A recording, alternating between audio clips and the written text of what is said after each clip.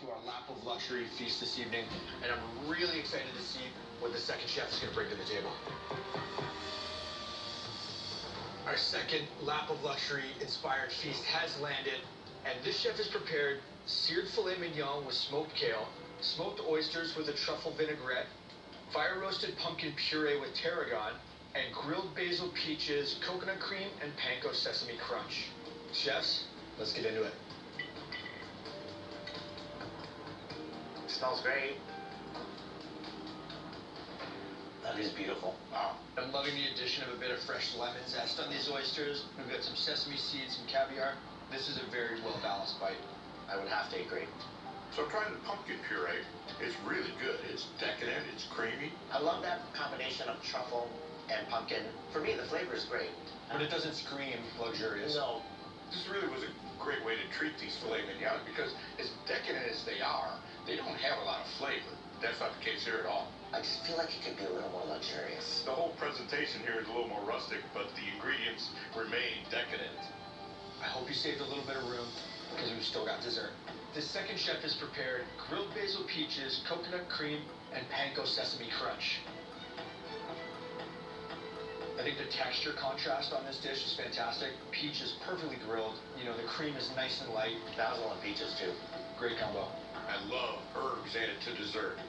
Two fantastic lap of luxury inspired feasts this evening. We're gonna have to check these out side by side to see which chef comes out on top. My friends, we expected a deliciously decadent feast this evening, and we received two of them. Let's look at the first chef's tuna and caviar dish up against the seared filet mignon. Tuna with the champagne caviar cream sauce. Okay, we're trying to find out why this guy is so fucking tubby. Because it's some emotional thing that is out picturing as this particular body being, in our eyes, morbidly obese, which we consider a heart attack risk and diabetes risk, which leads to the even losing of your legs below the knee because of necrosis setting in, because the body is rotting, because the sugar balances are all out and the chemistry is all off and the acids are not balanced. And then you could go to Dr. Andrew Weil online and then go to a more vegetarian diet. And then are you going to lose the weight? Possibly. But somehow, some way, in consciousness of the collective, there is still belief, which, remember, there's a huge capital L, capital I, capital E in the word belief. There's always a lie in belief. And these beliefs are what we call limiting beliefs in long time self-help, going back to probably, for sure, Tony Robbins, let's say.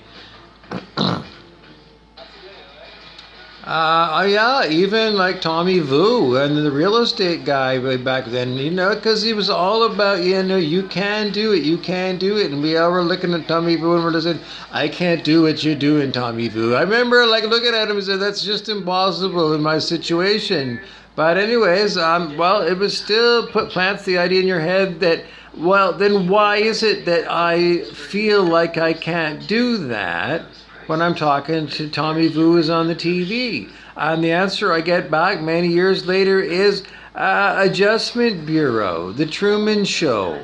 The Monopoly game was already finished before I was even incarnated as a baby. These kind of things. And Sananda said, it's a play in consciousness. And the modern day tale of the tape is, look at this. It's like I don't know. That looks like Rick Steves, and every time I see Rick Steves on PBS, he's drunk. I mean, it's like constantly normalizing alcoholism. It truly does. This television and our culture, it does. Well, we should be the ones to say yes, because we had all this time. Because we know that all the problems that come along with it can be resolved once we let go of the addiction to it. Because once you're no longer addicted to it, then you can start studying the consciousness behind the addiction that we consider alcohol.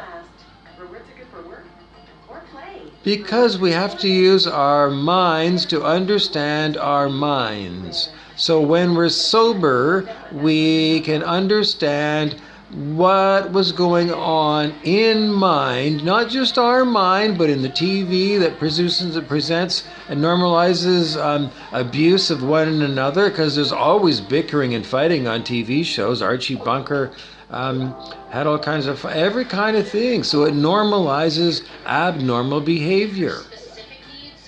And it's entrenched. I can't, of myself, go and change all the TV stations around the world. So it's all ridiculous. All the same, as we're going to commentate on this, it's clearly low vibe stuff, eating meat and drinking booze, that's highlighted here on a Whole Food Network channel. And then those of us who are saying, let's please, as adults that still want to have fun, but how can we adapt and have real fun by getting rid of beliefs in viral diseases and ideas that somehow drinking alcohol rather than water or even Diet Coke is of value, and it helps calm our nerves. If our nerves are afraid, it's because we're living a nightmare where we celebrate things that are not good for us. And we're so limited by beliefs that we truly do believe that we have no immune system at all. And yet, the mammal, the bear, is known to go and eat old, rotten food that's thrown away by humans in garbage dumps, such as the garbage dump in Shunya, Ontario, just north of Thunder Bay, Ontario, where I live. If you go to the Shunya dump, there's a good chance you will see a garbage bear there. Whistler, British Columbia, where I lived, had a large problem with garbage bears. And, they did a number of things to address the problem by making more bear-proof garbage bins. But still, at the Whistler garbage dump, oh my God,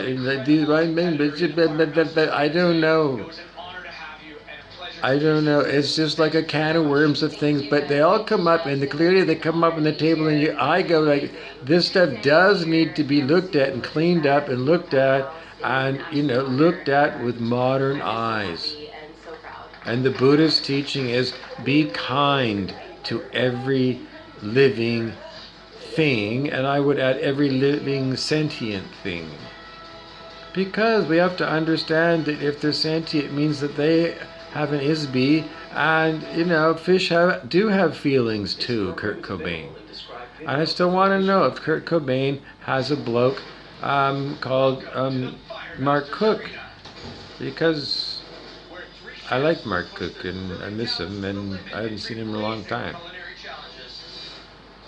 He cooked Christmas turkey one night, and we had some drinks and Christmas turkey, and that was before, and I actually did eat a lot of meat. So there you go.